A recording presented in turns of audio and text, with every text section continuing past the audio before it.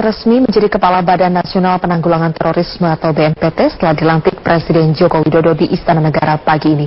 Eko Frima akan melaporkan selengkapnya langsung dari Istana Negara. Eko, bagaimana proses pelantikan Kepala BNPT berlangsung? Ya, Zilvia, pelantikan berjalan dengan lancar, di mana tadi Presiden Joko Widodo melantik langsung Komjen Pol Tito Karnavian menjadi Kepala Badan Nasional Penanggulangan Terorisme. Presiden Joko Widodo melantik pada pukul 10 waktu Indonesia Barat ini tadi dan juga dihadiri oleh sejumlah tamu undangan termasuk juga Kapolri, dari Ketua DPR RI dan juga sejumlah menteri di Kabinet Kerja. Komjen Pol Tito Karnavian yang sebelumnya merupakan Kapolda Metro Jaya ini dianggap memiliki peran penting dalam tugasnya nanti ke depan. Komjen Pol Tito Karnavian memiliki sejumlah jabatan yang memiliki pengalaman dalam menanggulangi terorisme.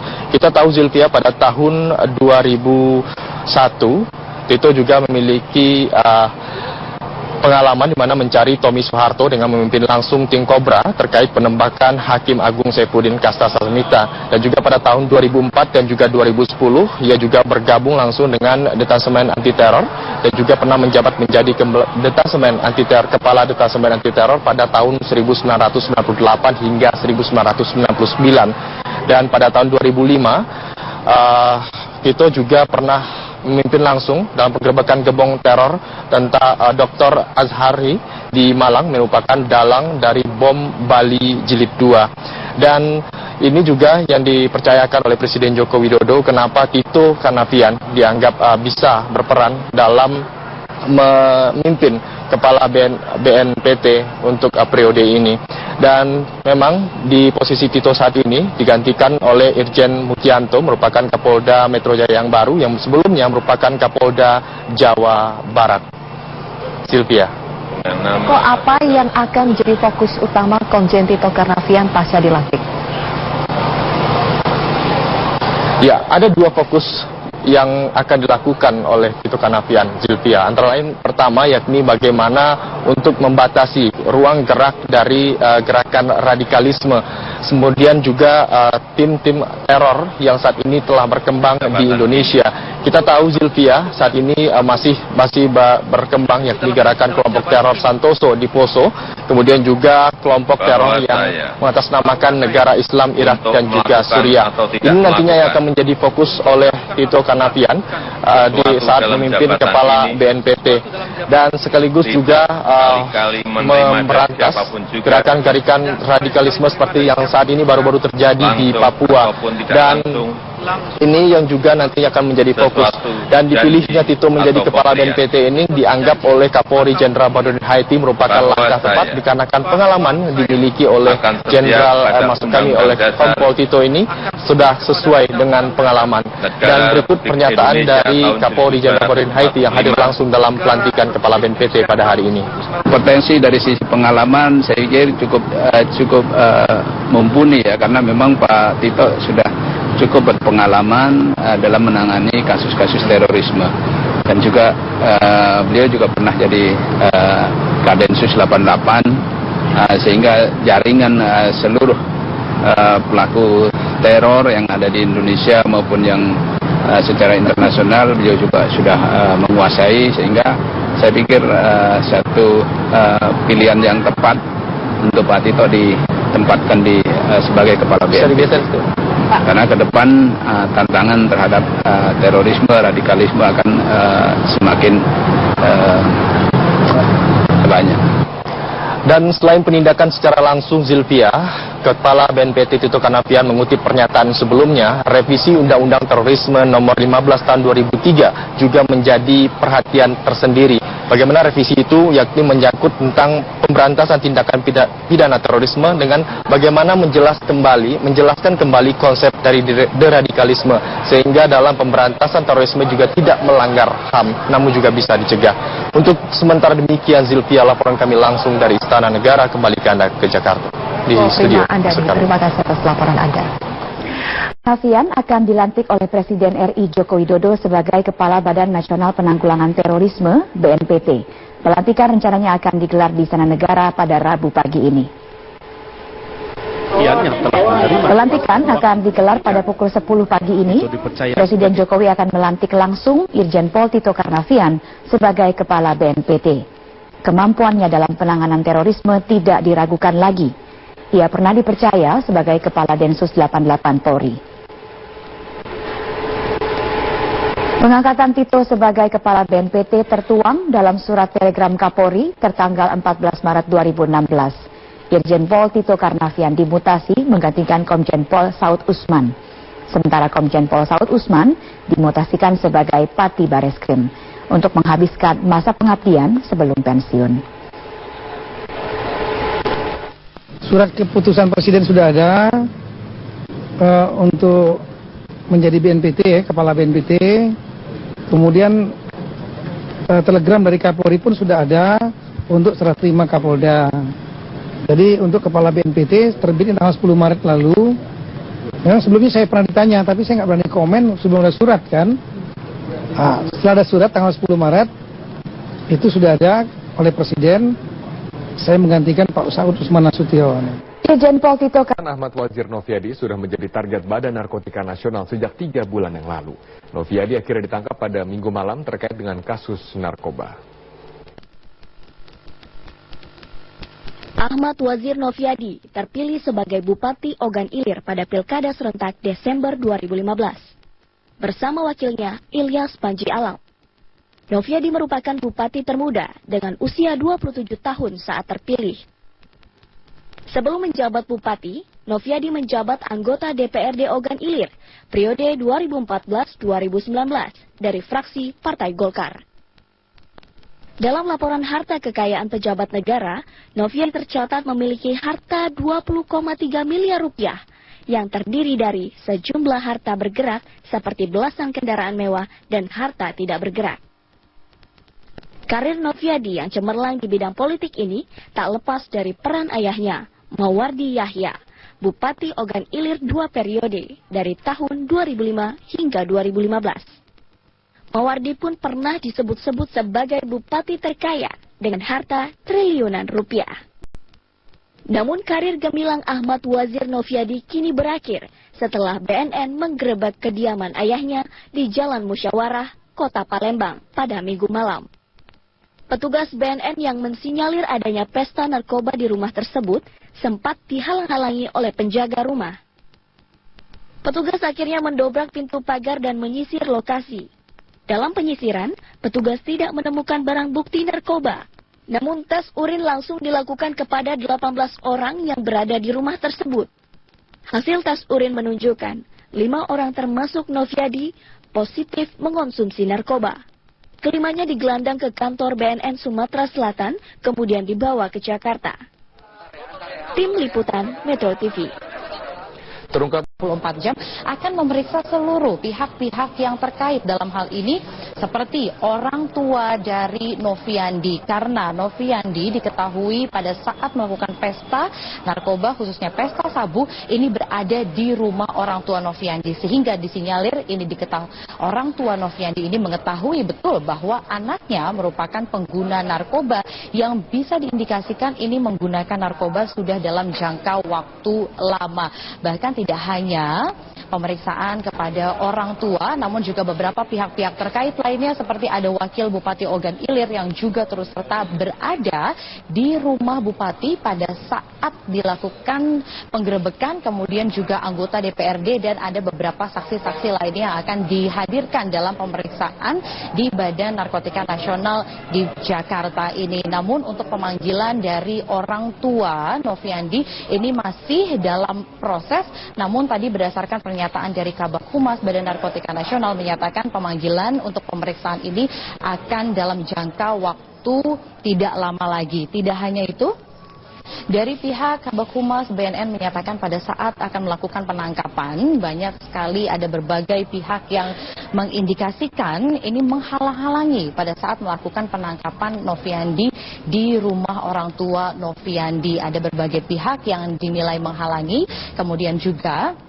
nantinya dalam proses untuk menghalangi ini dinilai untuk Noviandi dan juga ketiga orang lainnya ini untuk menghilangkan barang-barang bukti, sehingga dari pihak Badan Narkotika Nasional pun sampai saat ini masih terus melakukan penyelidikan lebih lanjut dan juga mengumpulkan alat-alat bukti. Dan sampai saat ini jika nantinya terbukti bahwa Noviandi pun tidak hanya terlibat dalam pengguna narkoba namun juga menjadi pengedar narkoba, maka akan dijerat dengan pasal Undang-Undang Narkotika nomor 35 tahun 2009 pasal 54, yakni akan dijerat dengan hukuman penjara minimal 4 tahun dan maksimal 12 tahun penjara.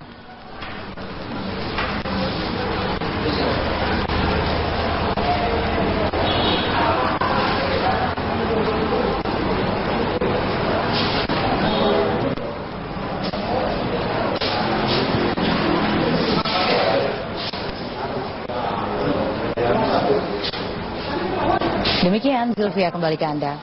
Marshalina kita melaporkan langsung dari kantor BNN Jakarta. Pemirsa Pemeriksaan terhadap Awe Noviadi, kita bergabung bersama rekan kami Fazila Hairunisa langsung dari kantor BNN. Fazila, bagaimana jalannya pemeriksaan hingga sore hari ini? Robert, hingga sore ini memang kelima tersangka termasuk dengan Bupati Ogan Ilir ini masih diamankan di gedung BNN Pusat. Namun tidak banyak pemeriksaan yang dapat dilakukan kepada sang Bupati. Karena kenapa? Karena Bupati ini ketika tadi sampai di gedung BNN ini ternyata masih dalam pengaruh narkotika, sehingga tidak banyak pemeriksaan yang dilakukan. Namun sesampainya tadi di gedung BNN Pusat ini kelima tersangka ini dilakukan atau melakukan tes dari sampel darah dan juga sampel rambut untuk lebih memastikan, walaupun sebelumnya sudah dilakukan tes urin namun hasilnya positif, namun tes sampel dari darah dan rambut ini dilakukan agar hasilnya lebih akurat lagi. Dan tadi juga mereka datang ke gedung BNN ini dengan pengawalan ketat. Mereka langsung datang untuk melakukan tes, setelahnya langsung diadakan konferensi pers terkait dengan penangkapan Bupati. Yang Bupati ini ditangkap kemarin malam, yaitu pada pukul 18.30 waktu lalu, dan ini berdasarkan hasil pengembangan, yaitu dari salah seorang yang dianggap sebagai bandar narkoba atau pengedar narkoba yang sering memberikan barang terhadap Bupati Ogan Ilir ini. Dan untuk lebih lengkapnya lagi, saat ini saya sudah bersama dengan Deputi Pemberantasan BNN, yaitu Bapak Irjen Pol Arman Depari. Bapak, ini kan kita tadi mendapatkan informasi bahwa yang bersangkutan ini, yaitu Bupati Ogan Ilir ini, sudah diintai atau dekat selama kurang lebih 3 bulan. Dan sebenarnya apa saja Pak indikasinya kenapa sampai 3 bulan ini diincar? Ya, memang sangat disayangkan seorang pemimpin di daerah yang dipilih orang rakyat ternyata menggunakan narkoba. Tetapi ya rakyat juga saya kira mengetahui hal seperti itu, sehingga berdasarkan informasi dari masyarakat inilah yang kemudian kita telusuri, kita selidiki, karena memang menurut informasi yang kita terima bahwa seorang bupati di daerahnya melakukan atau menggunakan narkoba.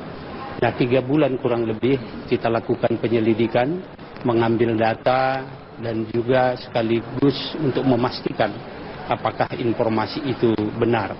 Sehingga dari informasi yang kita kumpulkan tadi malam kira-kira pukul 6:30 dilakukan penangkapan terhadap juga masuk barang narkoba ini kepada bupati yang bersangkutan. Setelah kita lakukan penangkapan, kemudian kita lakukan pemeriksaan secara cepat dan singkat, maka yang bersangkutan betul menjelaskan kepada kita bahwa salah satu yang menjadi tanda kutip langganannya adalah bupati berinisial AWN ini. Nah, ternyata setelah kita dalami kembali, memang sudah cukup lama dia berhubungan, dan kebetulan juga rumah dari tersangka yang pertama ini dengan Bupati AWN ini bersebelahan. Sehingga apabila dia memerlukan sabu untuk dikonsumsi, itu biasanya hanya diletakkan di lubang-lubang angin di pagar rumah. Nah, itulah yang kita lakukan. Kemudian pada akhirnya kita melakukan penangkapan kepada yang bersangkutan pada saat akan keluar rumah. Tetapi dia melarikan diri, walaupun dari personil kita, anggota kita yang melakukan penangkapan sudah memperkenalkan diri dan menunjukkan identitas dari BNN pusat, tetapi dia melarikan diri ke rumah, sehingga kita agak kesulitan waktu itu untuk masuk menerobos ke rumah karena ada hambatan dan halangan dari beberapa orang yang berada di rumah tersebut. Nah, oleh karena itu maka kesempatan itu kelihatannya yang digunakan untuk menghilangkan dan membuang sebagian barang bukti. Tadi kan, apakah ada keterangan berapa lama pemakaian AWN ini? Sudah berapa lama dia menggunakan narkoba dan apakah dia menggunakannya setiap hari, Pak? Kelihatannya sudah cukup lama dia memakai narkoba ini, dan jumlah konsumsinya, dosisnya juga sudah cukup banyak, karena dari 1 hari kemarin dia sempat memesan 2 kali untuk dikonsumsi oleh dia. Nah, kalau melihat dari jumlah atau dosis konsumsinya ini, maka ini cukup besar, dan kelihatannya bagi pengkonsumsi dengan jumlah yang besar itu bisa dipastikan sudah cukup lama. Jadi sudah cukup lama, karena ini baru terpilih menjadi bupati pada pilkada tahun 2015 kemarin. Jika kita melihat juga banyak juga kasus, kemarin juga anggota DPR sempat diduga terlibat dalam narkoba. Kalau Bapak melihat BNN sendiri memantau sebenarnya di dalam pemerintahan sendiri, apakah ada indikasi-indikasi lainnya penggunaan narkoba di sana, Pak? Ya, ini membuktikan bahwa narkoba ini tidak memilih-milih orang. Semua orang bisa terkena, dari umur yang paling muda sampai umur ke paling tua, dan setiap profesi juga bisa terkena penyalahgunaan narkoba ini. Oleh karena itu maka kita di BNN juga tidak melihat dan tidak memandang siapa itu yang terlibat. Apa yang kita lakukan ini murni bagaimana kita berusaha untuk melindungi negara kita, mengamankan masyarakat kita, dan sekaligus memastikan negara kita ini bebas dari penyalahgunaan narkoba. Bisa dilihat, ini kan baru terpilih, bahkan baru bekerja 2 bulan lalu gitu kan. Apakah ada indikasi bahwa tes, kan sebelum pemilihan tentunya para calon bupati dan juga calon wali kota ini kan melakukan tes kesehatan, Pak. Apakah ada indikasinya tes kesehatan ini palsu atau disalahgunakan atau seperti apa? Apakah apa upaya BNN dalam hal ini? Apakah nantinya kedepannya akan bekerja sama dengan KPU dan lainnya? Ya, saya kira itu tepat sekali. Perlu kita cek kembali bagaimana pemeriksaan kesehatan atau rekomendasi dari dokter pada saat yang bersangkutan ini mencalonkan diri menjadi bupati. Nah, apakah itu memang betul atau memang ada rekayasa? Nah, inilah salah satu gunanya mengapa kita lakukan pemeriksaan di BNN pusat ini, dengan mengambil sampel darah, rambut. Nah, ini nanti akan menjelaskan kepada kita sudah berapa lama yang bersangkutan ini menggunakan narkoba. Dengan hasil tes laboratorium nanti, tentu ini tidak bohong, karena itu melalui pemeriksaan saintifik. Nah, kemudian berikutnya, apakah itu perlu nanti kita bekerja sama dengan KPU pada pemilihan calon kepala daerah yang lain? Saya kira ini mungkin salah satu yang perlu kita pikirkan untuk kita laksanakan, karena Bapak Presiden sendiri sudah menyampaikan bahwa kita ini dalam situasi yang darurat. Nah, dengan demikian kegiatan-kegiatan pencegahan seperti tadi saya sampaikan, kita perlu bekerja sama dengan semua pihak, termasuk itu KPU, bisa ditindaklanjuti. Ya, terima kasih Bapak atas informasinya. Dan ya, Robert, itu tadi informasi yang bisa kami sampaikan langsung dari Gedung BNN Pusat. Kembali ke studio. Baik, terima kasih Fazila Hairunisa atas informasi dan langsung dari kantor BNN Pusat.